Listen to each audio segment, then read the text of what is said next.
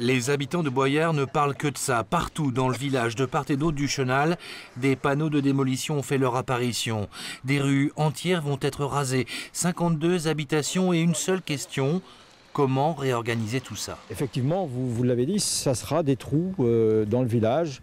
Bon, après, nous, on a aussi pensé de notre côté à des réaménagements, en particulier au niveau des portes plaisance, diminuer les places de stationnement, enfin voilà, avoir un aménagement global pour essayer de redonner vie au village de Boyardville, c'est clair. Ça, par exemple, c'est l'exemple d'une maison qu'on souhaite récupérer pour en faire une annexe de la capitainerie avec des toilettes, enfin, etc., qui est assez d'ailleurs qui est assez réaliste par rapport à l'emplacement du quai visiteur.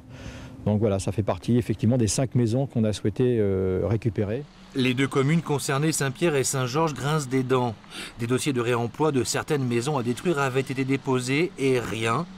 Aucune réponse de l'État. Pour moi, c'est très important de garder ces bâtiments qui ne présentent pas de danger pour leurs occupants. C'est reconnu, y compris par l'État, et dont la démolition ferait disparaître tout un pan de l'histoire de la Perrotine d'une manière qui n'est justifiée par aucune raison de fond. L'île de Léron n'est pas la seule dans ce cas. L'île d'Aix, Fouras aussi sont concernés.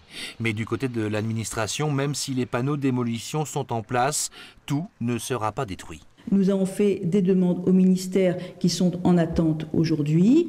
Donc nous entamons le processus de démolition d'un certain nombre de biens parce qu'il faut que nous avancions, bien sûr d'abord pour assainir les endroits où ces biens se dégradent.